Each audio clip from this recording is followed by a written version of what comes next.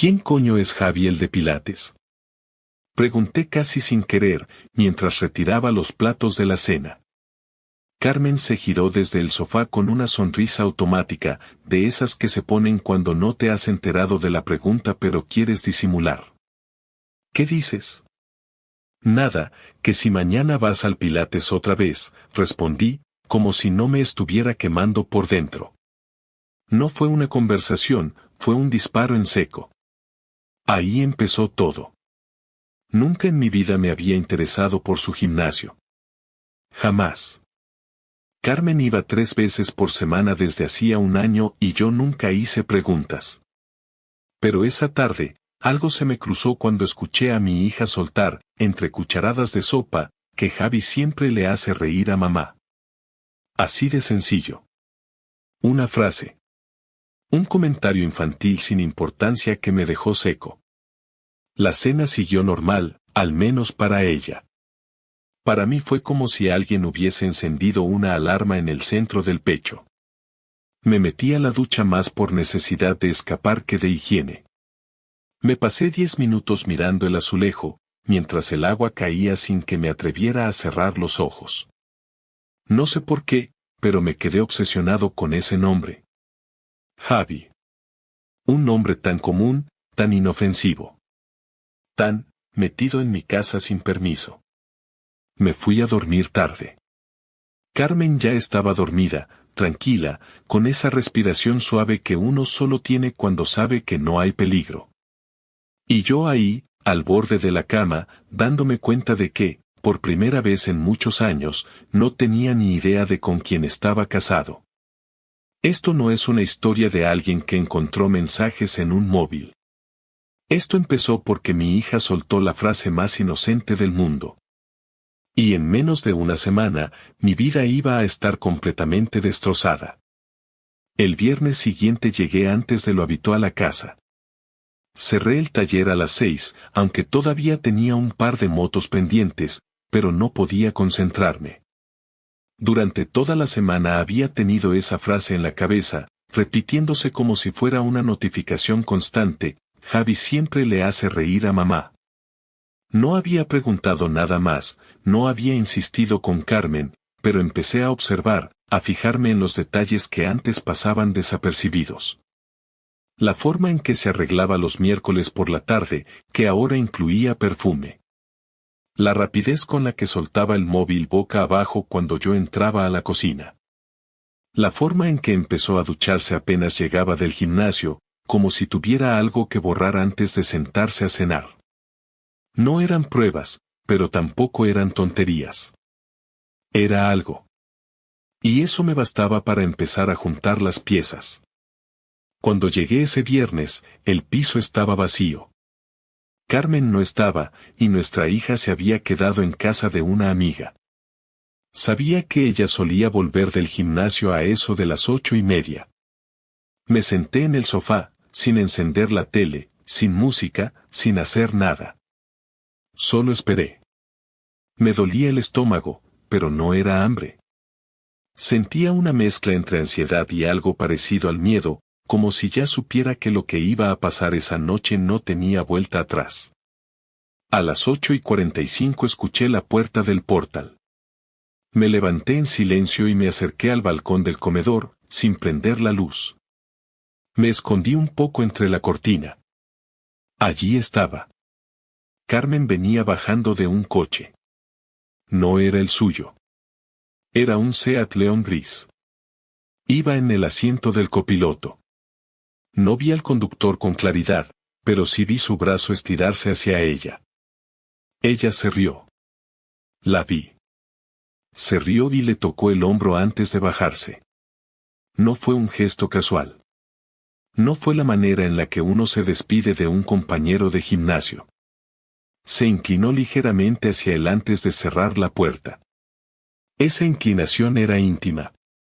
Era la clase de gesto que uno no hace con cualquiera. Luego subió con paso ligero, sin mirar hacia ningún lado. Me senté de nuevo en el sofá. Fingí que leía una revista vieja del taller. Cuando abrió la puerta, me saludó con un tono normal. Ni siquiera se sorprendió de que estuviera ahí. Supongo que ya no esperaba explicaciones para nada. ¿Ya cenaste?, preguntó mientras dejaba las llaves sobre la mesa.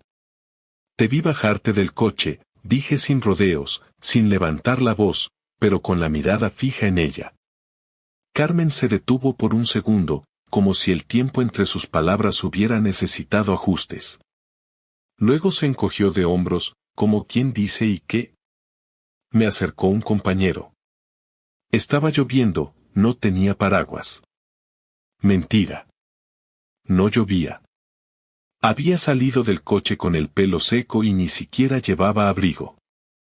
Pero más allá de eso, lo que me golpeó no fue la excusa absurda, sino la calma con la que la dijo. Como si fuera yo el que estaba exagerando. Como si la situación no mereciera ninguna alarma. ¿Javi?, pregunté, ya sin disimulo. ¿Y qué si era Javi?, respondió, ya no fingiendo sorpresa ni molestia, sino con una tranquilidad que me sacó de quicio. Es solo un amigo. Un amigo que te deja en la puerta de casa cada viernes.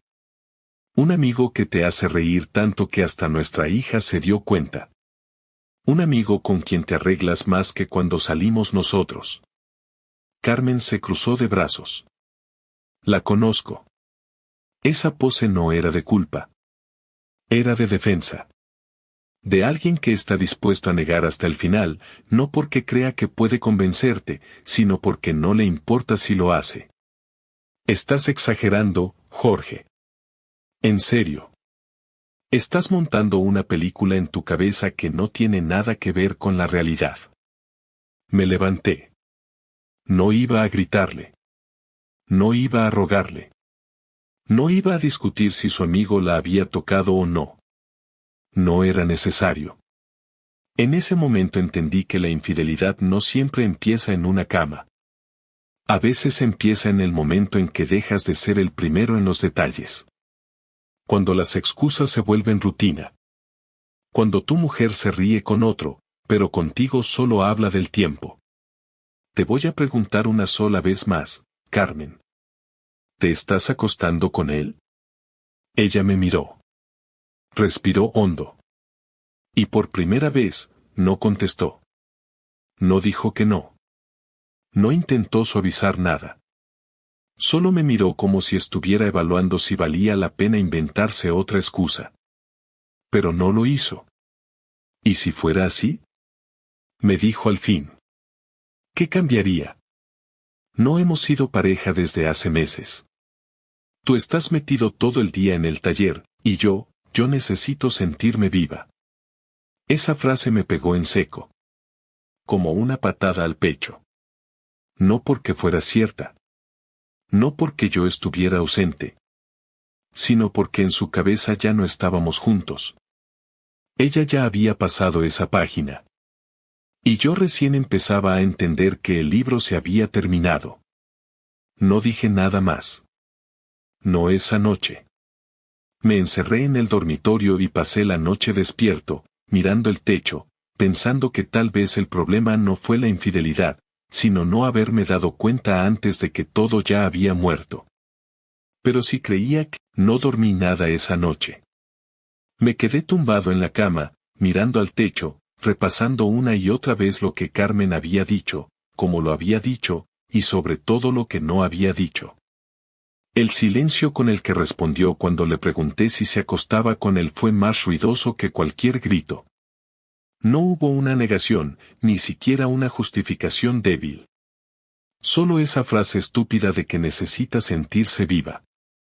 Como si el resto de nosotros estuviéramos muertos por elección. Como si criara una hija, mantener un hogar, trabajar 10 horas al día para que nada faltara no contara cómo vivir. Me levanté antes que ella. Preparé café en silencio, con los movimientos controlados como si estuviera desarmando una bomba.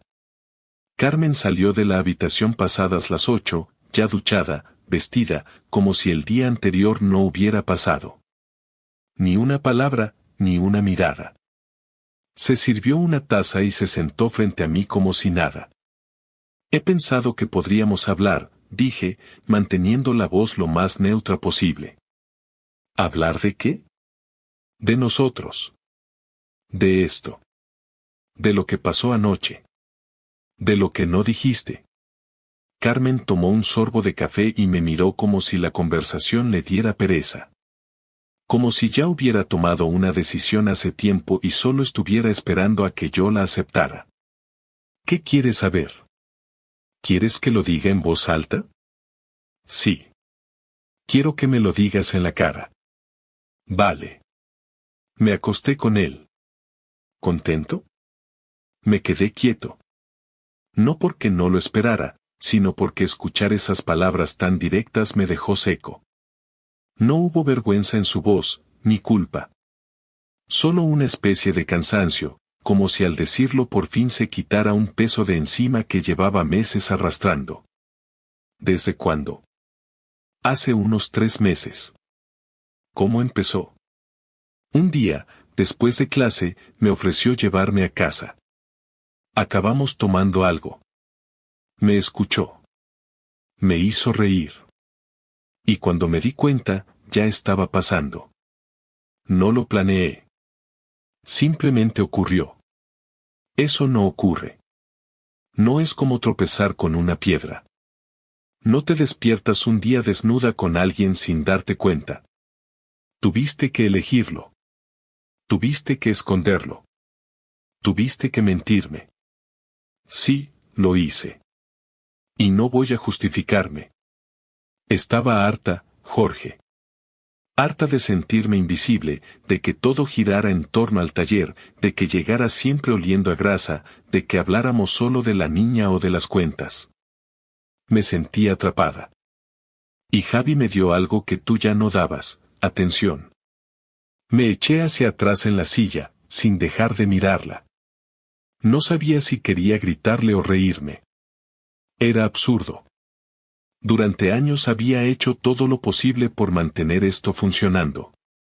Las vacaciones, las cenas cuando podía, incluso había reducido los encargos en el taller para pasar más tiempo con ellas. Pero al parecer, todo eso no contaba si no iba acompañado de halagos diarios y cenas románticas. Ella hablaba como si todo el peso del matrimonio lo hubiera cargado sola, como si yo hubiera estado de adorno. ¿Lo amas? No. Solo me hace sentir bien. Me hace sentir que todavía puedo gustarle a alguien. ¿Y yo? ¿Yo qué soy ahora para ti? No lo sé, Jorge. No sé qué somos. Pero sí sé que esto, así, no puede seguir. ¿Nuestra hija sabe algo? No, y no pienso decírselo hasta que sepamos qué vamos a hacer. No quiero destrozarle la vida. Eso ya lo hiciste tú. Carmen se levantó de la mesa. Recogió su taza y la llevó al fregadero. Ni un gesto de culpa. Ni un intento de pedir perdón. Estaba completamente desconectada. Como si ya se hubiera ido hace meses, solo que el cuerpo había tardado en seguirla. Mira, si quieres que me vaya unos días, lo hago. No quiero pelear. No quiero que esto se convierta en un drama. ¿Un drama? Carmen, me acabas de decir que llevas 3 meses acostándote con otro tipo y lo dices como si me hubieras comprado el pan equivocado. ¿Y qué quieres que haga? ¿Que me tire al suelo a llorar? No puedo. Estoy cansada de sentirme culpable por cosas que tú también provocaste. Esta relación no es lo que era. Y no lo es desde hace años. No dije nada. No había nada más que decir. Carmen subió a la habitación y empezó a meter ropa en una bolsa. Lo hizo rápido, sin titubear. Como alguien que ya había ensayado ese momento. Bajó 10 minutos después con la bolsa al hombro y las llaves en la mano. Esa misma noche, después de que Carmen se fue, me senté en el escritorio del taller y abrí una libreta vieja donde suelo anotar ideas de reparaciones y presupuestos. Pero esa vez no escribí nada relacionado con motores. Lo que hice fue listar nombres, movimientos y fechas. No porque necesitara pruebas de lo que había pasado, eso ya estaba claro, sino porque necesitaba control. Necesitaba tomar el volante de lo poco que me quedaba en pie. No iba a quedarme sentado mientras ella paseaba con su amante como si no hubiese destrozado una familia. No quería gritarle ni darle un espectáculo. Lo que quería era devolverle el golpe donde más doliera, en la imagen perfecta que ella siempre cuidó, en la idea que la gente tenía de ella, en su trabajo, en su comodidad, en esa rutina limpia que tanto había defendido. Carmen era muy cuidadosa con su vida social. Tenía su pequeño círculo de madres del colegio, las compañeras de la clínica, su cuenta de Instagram con fotos editadas de meriendas familiares y frases de autoayuda que ni ella misma creía. Yo sabía que todo eso era más importante para ella que cualquier disculpa. Entonces, ahí era donde iba a apuntar. El lunes a primera hora me presenté en el colegio. Pedí hablar con la tutora de nuestra hija, con la excusa de actualizar algunos datos de contacto por temas familiares. Ella no sabía nada todavía, y yo prefería que siguiera siendo así por ahora. Lo importante era sentar la base. Luego pasé por la clínica donde trabajaba Carmen. Me acerqué a la recepción y pregunté por ella. Me dijeron que no estaba ese día, que había pedido libre. Eso me ayudó más de lo que esperaba. Mientras la recepcionista buscaba una tarjeta de contacto, miré alrededor y tomé nota mental de los nombres en las puertas. Una en particular me sonaba de las conversaciones con Carmen, una tal Beatriz, su compañera y amiga. Esa sería mi punto de entrada. Al día siguiente le escribí un mensaje a Beatriz, usando el contacto que conseguí de una reserva que habíamos hecho tiempo atrás para una revisión dental. Me hice el confundido, le dije que estaba preocupado por Carmen, que estaba actuando extraño y que no sabía si tenía algún problema en el trabajo. La respuesta no tardó. Me dijo que no sabía nada pero que últimamente Carmen estaba más reservada, más distraída, y que incluso había tenido algunas llamadas incómodas durante el horario laboral. Le agradecí su preocupación, le pedí discreción y cerré el mensaje con una frase inocente, algo como espero que no tenga que ver con ese tal Javi. No necesitaba decir más. Solo tenía que dejar la semilla. Pasaron 2 días y supe que el rumor ya estaba en marcha. Una amiga de Carmen, que no sabía que yo ya lo sabía todo, me escribió preguntando si estaba todo bien entre nosotros porque se decía algo raro. Le dije que por respeto a Carmen no diría nada aún, pero que pronto todo se iba a saber. Esa frase fue suficiente. A la semana siguiente, Carmen me llamó. No fue para pedir volver, ni siquiera para disculparse. Llamó molesta, acusándome de andar diciendo cosas que no debía. ¿Qué carajo estás haciendo, Jorge? Yo solo hablé con gente preocupada. No puedo controlar lo que cada uno entienda. No seas cínico. Dijiste su nombre. ¿Y? ¿No era mejor que lo supieran ahora y no después, cuando lo descubrieran por su cuenta? Estás jodiéndome la vida. No, Carmen. Te la estás jodiendo tú sola. Colgó sin responder. Yo estaba tranquilo. No buscaba su sufrimiento, sino el equilibrio. Ella había vivido durante meses con una mentira cómoda, con la ventaja de estar en control. Lo único que hice fue empujar las piezas para que ya no pudiera esconderse detrás de su sonrisa falsa. Esa misma tarde, después del trabajo, pasé por casa de un abogado. Era uno que me había recomendado un cliente del taller, especializado en separaciones con custodia compartida. No le conté todo, solo lo suficiente para que entendiera que yo quería quedarme con mi hija la mitad del tiempo y no perder ni un euro más de lo necesario. Lo que me sorprendió fue que el abogado me sugiriera reunir evidencia. Le dije que ya no me interesaba probar nada más. Me miró serio y dijo que en estos casos lo emocional siempre se mezcla con lo legal, y que nunca está de más tener una base. ¿Quieres pelear por la casa? No, que se la quede. Me da igual. Solo quiero que no me quite lo que queda de estabilidad con mi hija. Entonces, prepárate. Porque si ella quiere pelear, va a hacerlo con todo. Tenía razón. Lo siguiente que pasó fue exactamente eso. Carmen me escribió un mensaje largo, no para pedirme hablar con calma, sino para avisarme que estaba buscando otro abogado.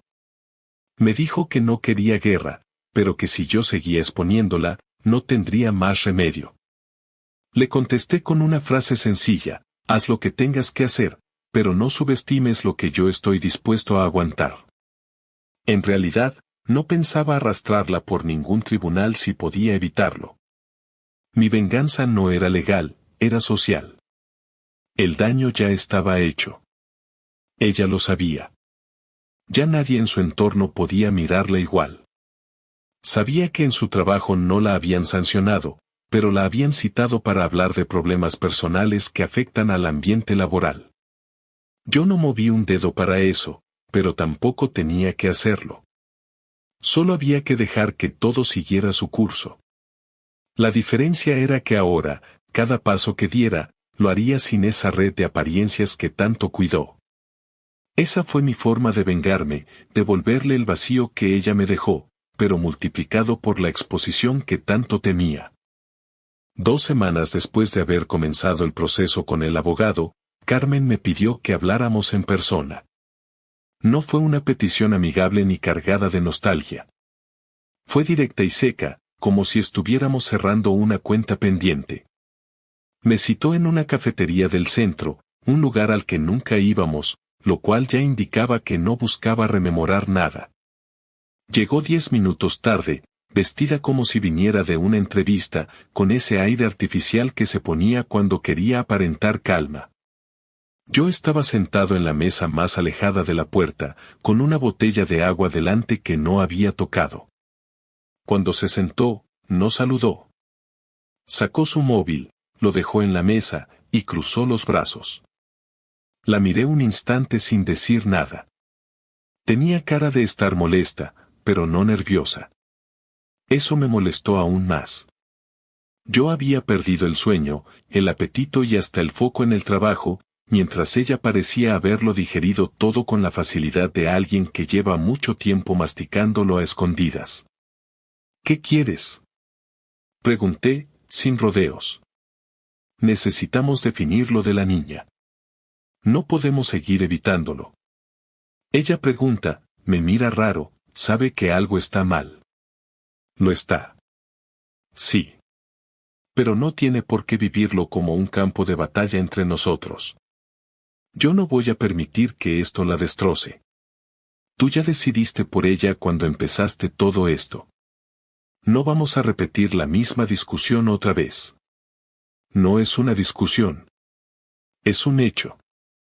Carmen respiró hondo, cerró los ojos un momento y luego me miró con una expresión que no supe descifrar al principio. No era tristeza, ni culpa, ni enojo. Era algo más frío, más resignado. Mira, Jorge. Me equivoqué. Sí. No tenía que haberlo hecho así. No tenía que haberlo escondido. Pero tú tampoco estabas. Estabas físicamente, sí, pero no emocionalmente. Estábamos muertos como pareja desde hace tiempo. Solo que tú decidiste no verlo. Y tú decidiste resolverlo acostándote con otro. Muy maduro todo. No lo hice para herirte. Ni siquiera lo hice para reemplazarte. Lo hice porque me sentía sola. Porque necesitaba que alguien me mirara como tú ya no me mirabas. No sé en qué momento dejaste de ser mi esposa y empezaste a ser una desconocida. Pero fue mucho antes de Javi, eso está claro. Quizás. Pero no vine a hacer balance. Vine a cerrar esto.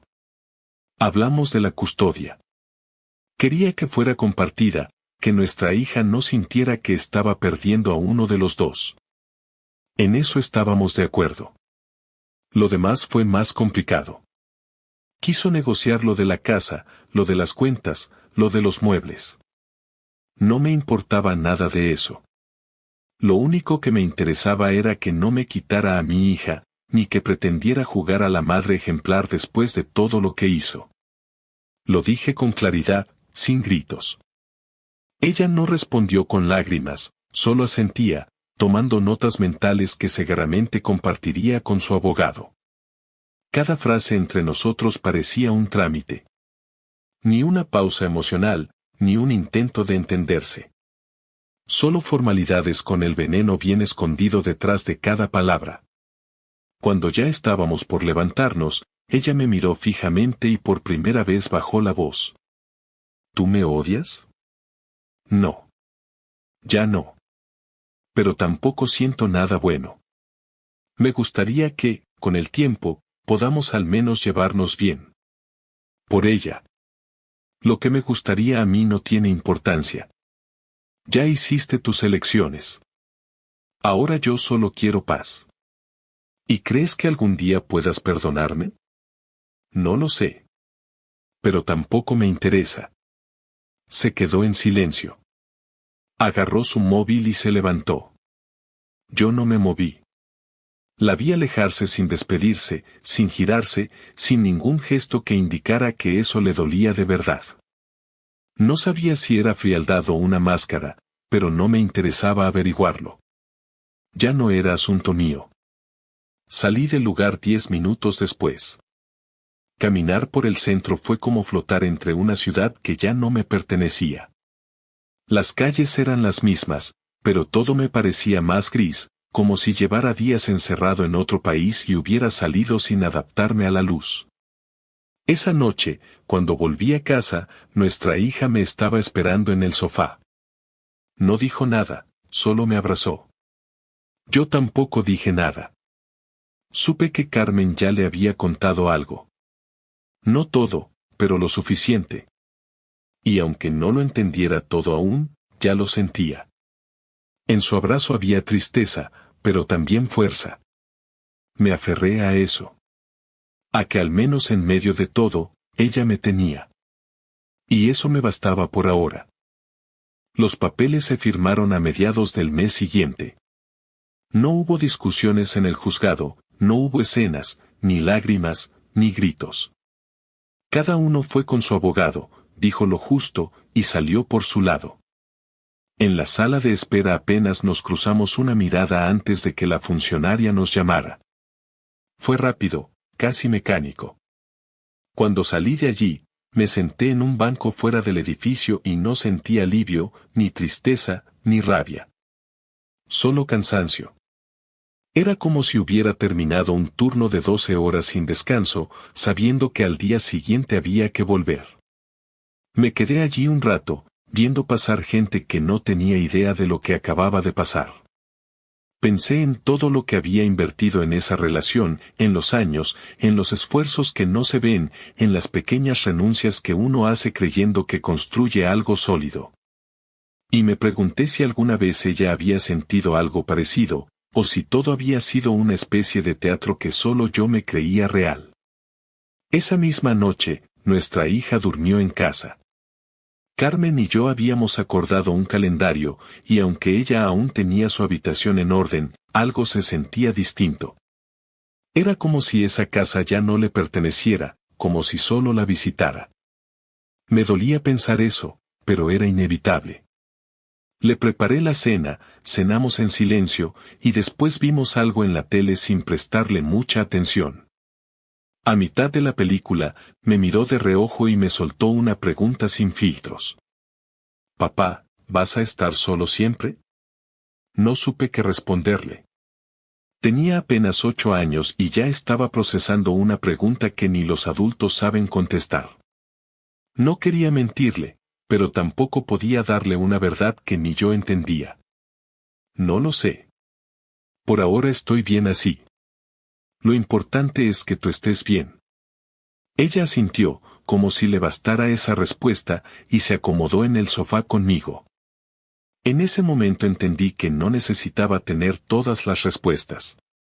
Lo único que tenía que hacer era estar presente, cosa que durante mucho tiempo creí que hacía, pero ahora veía que no de la manera correcta. Carmen se había alejado poco a poco y yo no lo supe ver. La rutina, el trabajo, el cansancio, todo eso había servido de excusa para no mirar lo que pasaba delante. Y no es que eso justificara lo que ella hizo, pero sí me hizo ver que mi parte del problema también existía. Los días siguientes fueron raros. Volver a una casa sin esperar a que llegue alguien. Cocinar solo para mí y una niña que ya empezaba a adaptarse a su doble realidad. El taller se volvió mi refugio más que nunca. Empecé a alargar las horas ahí, no por necesidad, sino por no estar en casa. Algunos amigos se acercaron, otros no, y me di cuenta de que mucha gente no sabe cómo tratar a un hombre después de una infidelidad. Algunos pensaban que necesitaba salir, distraerme, buscar a alguien más rápido. Otros directamente evitaban el tema, como si fuera una enfermedad que se pega. Una tarde, un cliente habitual vino a buscar su moto y se quedó hablando más de lo normal. Me preguntó cómo iba todo, y sin dar muchos detalles, le dije que me estaba separando. Bajó la mirada, asintió, y me dijo algo que se me quedó grabado. Lo importante es que no te conviertas en alguien amargado. Hay cosas que duelen, pero si dejas que te definan, te ganan. Esa noche, después de cenar, me senté en el comedor con la libreta donde meses atrás había anotado el inicio de todo este desastre. Empecé a escribir de nuevo, pero no sobre Carmen, ni sobre lo que hizo.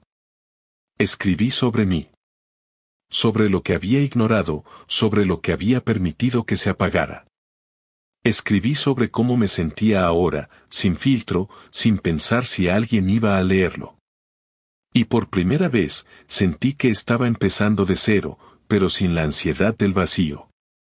Era como construir una casa desde el suelo, sabiendo que la anterior se había caído no por una tormenta, sino porque los cimientos estaban mal desde hace tiempo.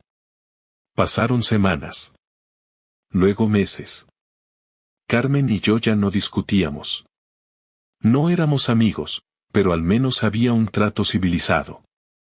No hubo reconciliación, ni encuentros incómodos. Solo intercambios puntuales sobre la niña.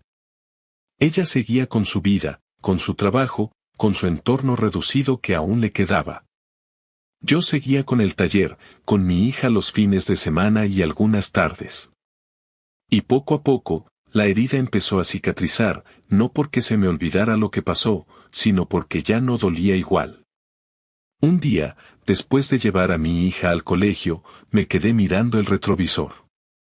Vi cómo ella entraba sonriendo con su mochila a cuestas, saludando a una compañera.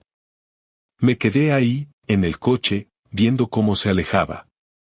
Y entendí que aunque todo se hubiera ido al carajo, aunque me hubieran roto la confianza, la dignidad y una parte del alma, algo se había salvado. No todo se perdió. Tal vez no tenga pareja pronto, tal vez nunca vuelva a confiar de la misma forma. Pero al menos aprendí algo que no sabía, que no importa cuán fuerte creas que es tu vida, si dejas de prestarle atención, cualquiera puede entrar y arruinarlo todo.